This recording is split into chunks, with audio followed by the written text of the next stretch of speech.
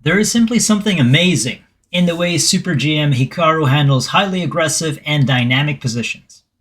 As a positional player, Hikaru's games are my go-to to sharpen my understanding of aggressive ideas on the board. I hope it sharpens your game too. Let's boost our ELO. So this game took place during an over-the-board tournament in 2002. Hikaru was only 14 years old and he was only rated 2430. His opponent was 2572 against Alexander Lisiege. But Hikaru literally doesn't care. I had to pause and remember that Hikaru does not care. Let's get to it. Oh, before I begin and before I forget, if you do find this content helpful and somewhat entertaining, please leave a like and sub. You have my gratitude. Let's get started. Alright, Hikaru plays as white, Alexandra Lisiege plays as black. White starts with e4, the king's pawn, c5, Sicilian by black, knight to c3, d6 by the opponent. Standard stuff. Knight to f3, developing the knight, taking the center, knight to f6, d4, strikes the center. This is a Sicilian line. After takes, a6. This is the Najdorf variation, a very violent version of the Sicilian. Bishop to e3, e5, asking the knight where does it want to go. Here on f3 or back to b3, Hikaru puts the knight to b3. Bishop to e6, developing the bishop, centralizing it.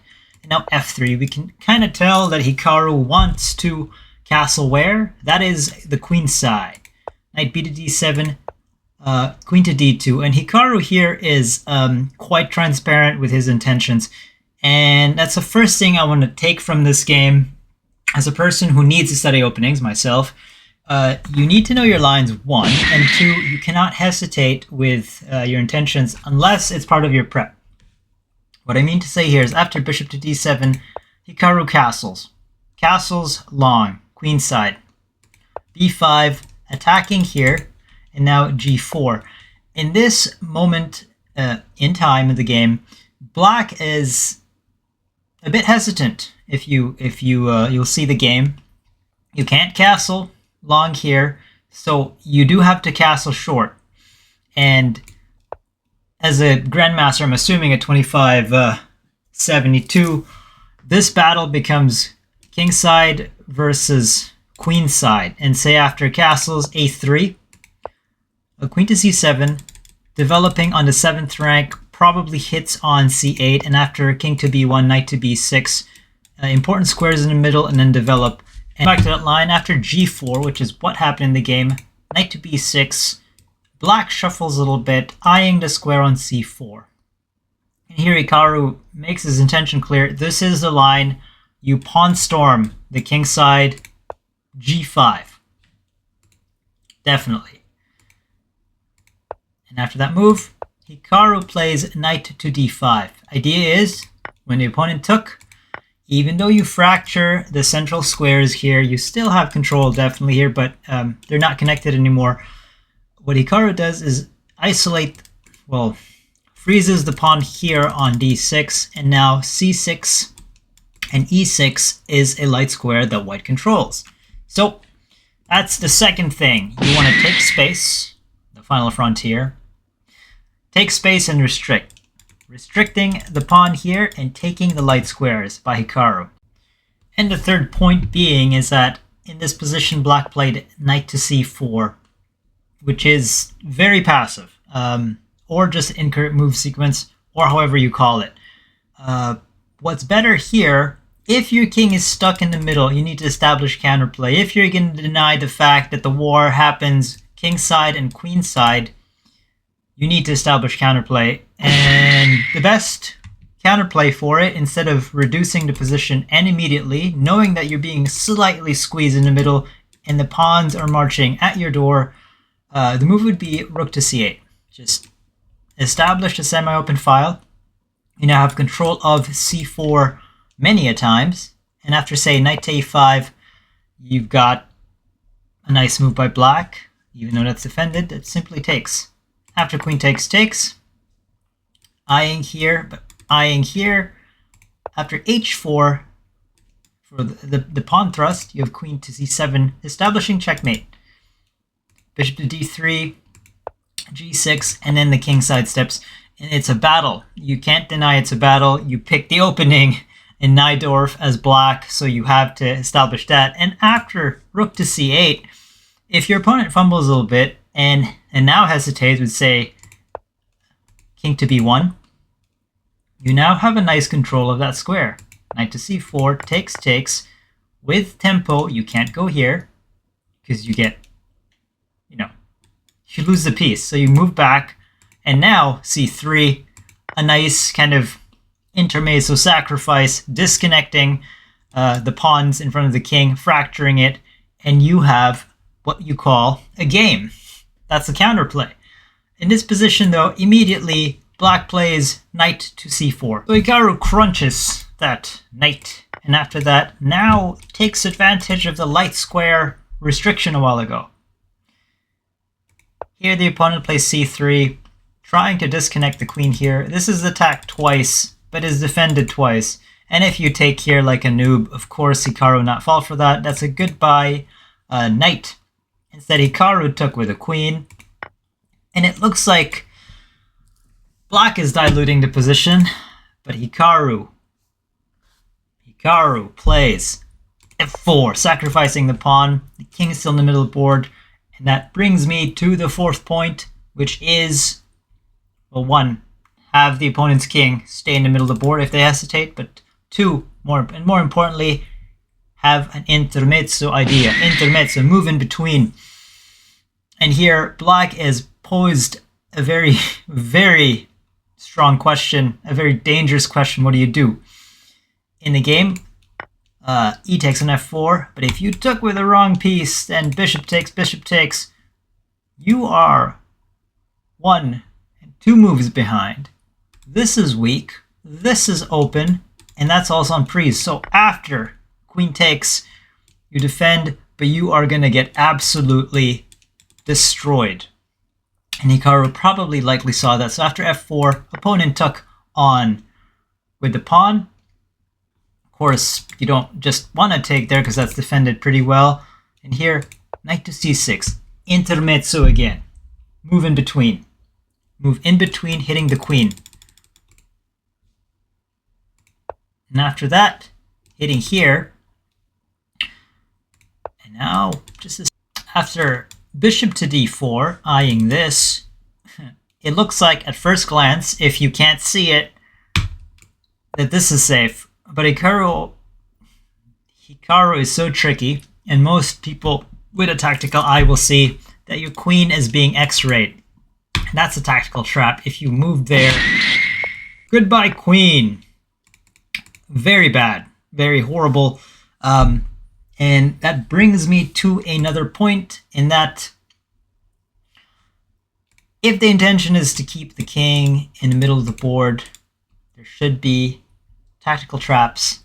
You should keep a tactical eye. You should keep your opponents frosty. And again, castling here in a classical game is just heartbreakingly game over. You go home, you collect your point, but the opponent is 25-72 rated and sees it with f6.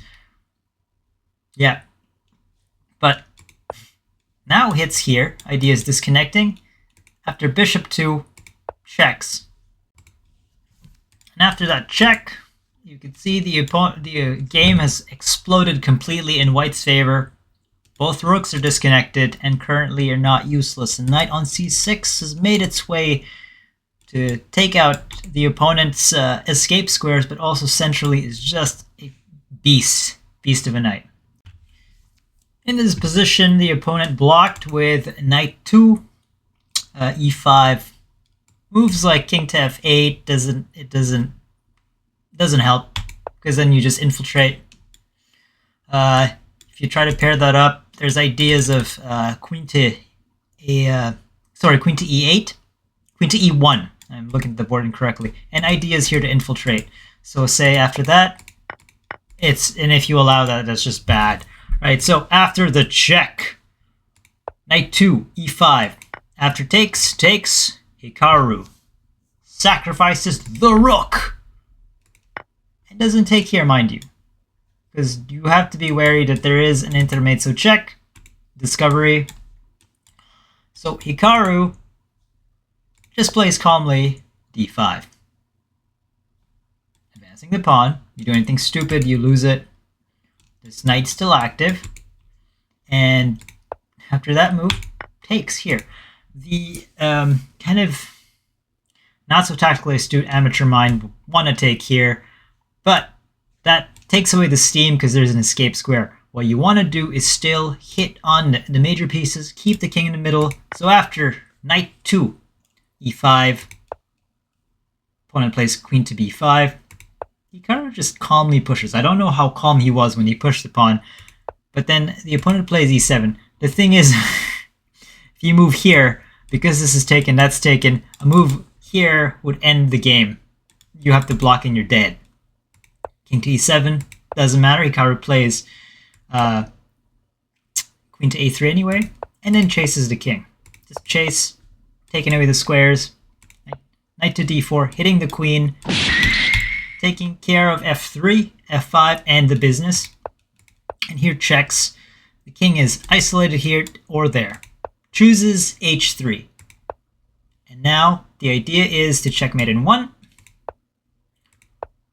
In this position, black resigned because it's totally resignable. Aiming for a check here on g2 and then mate. The only way to delay this is say queen to f1. It takes.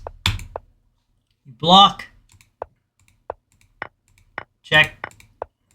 And you chase the opponent with that.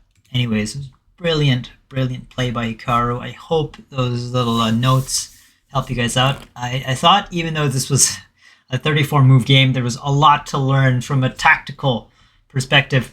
So e4, c5, knight c3, d6, knight to f3. We got a Najdorf. Bishop to e3, e5. Bishop to knight to b3, e6. And then Hikaru's intention is direct and well-known. Castle long, castle queen. b5, g4. Opponent should have castled. Just fight.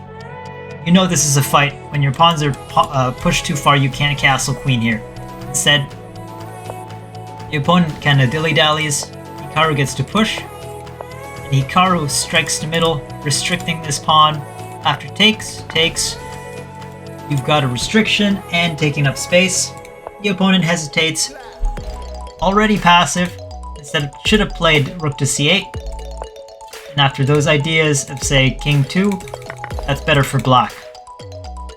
Anyways, continue. Takes. Hikaru takes advantage of c6. Takes advantage of this opponent that hasn't castled. Opponent tries to create counterplay. Incorrect. Takes. Intermezzo. Again by Hikaru. Intermezzo. Again by Hikaru. Intermezzo. Again by Hikaru. And then opening the file.